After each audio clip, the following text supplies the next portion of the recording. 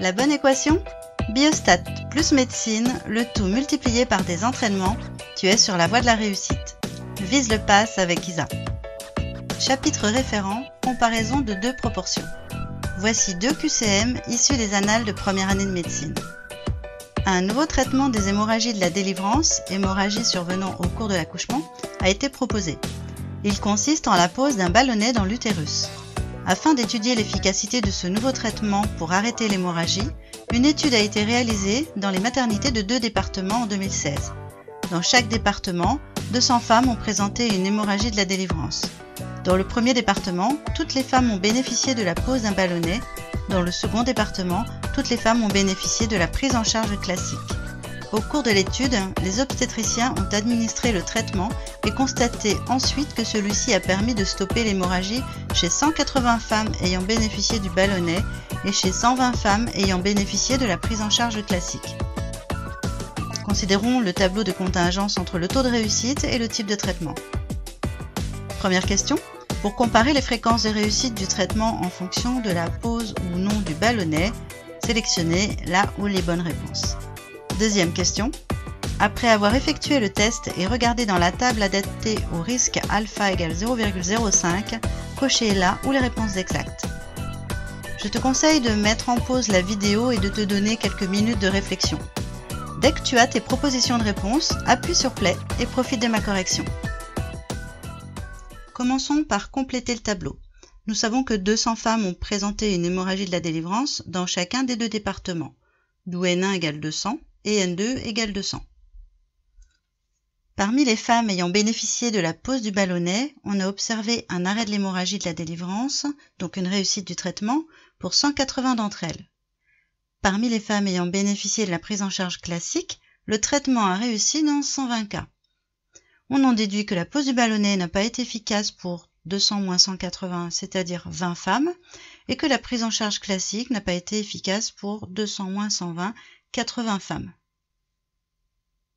L'hypothèse H0 de ce test est que la pose du ballonnet n'a pas d'effet sur l'hémorragie de la délivrance. Autrement dit, les fréquences théoriques dans chaque groupe sont égales. La proposition D est fausse et la proposition E est vraie. Calculons maintenant PC, la fréquence commune, c'est-à-dire le nombre de réussites sur le nombre total de femmes. 180 plus 120 divisé par 200 plus 200, c'est-à-dire 300 sur 400, soit 0,75. La proposition C est vraie.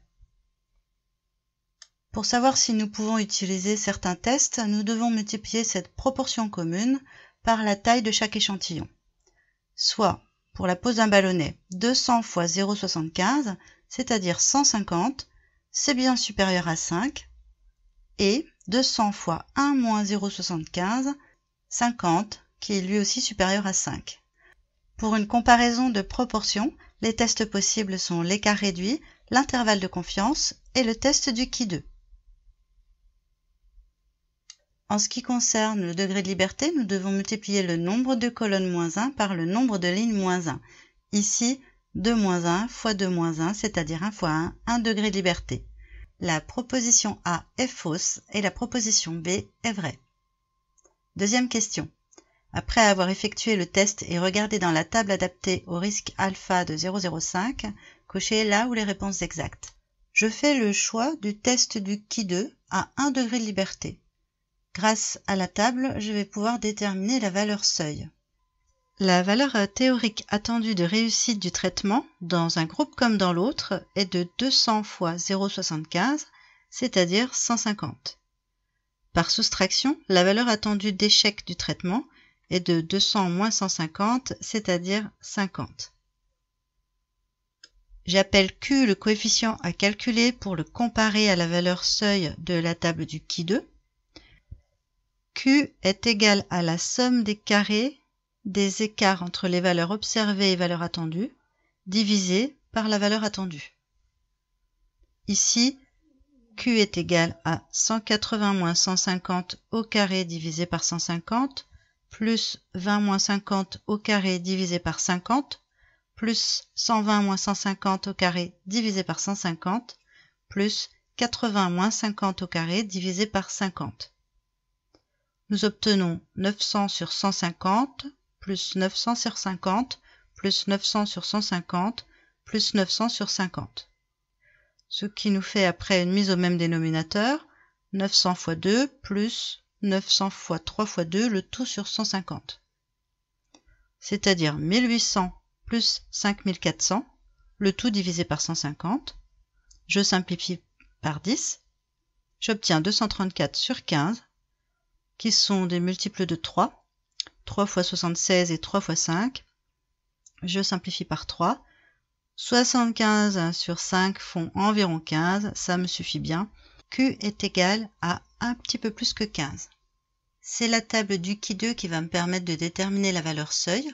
Donc pour un risque alpha de 0,05 et avec un degré de liberté de 1, nous trouvons comme lecture de valeur seuil 3,84. 15 est bien supérieur à 3,84, la valeur seuil, donc on rejette H0.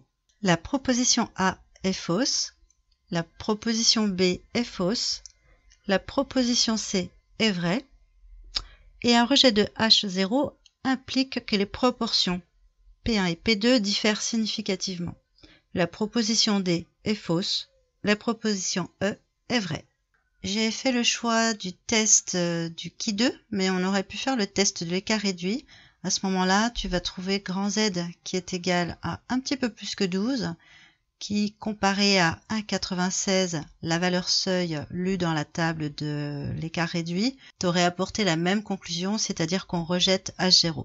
D'autre part, l'énoncé à lui seul permettait de porter une conclusion évidente, puisqu'évidemment 180 sur 200 est très éloigné de 120 sur 200. Continue à t'entraîner avec cette nouvelle question issue des annales de première année de médecine.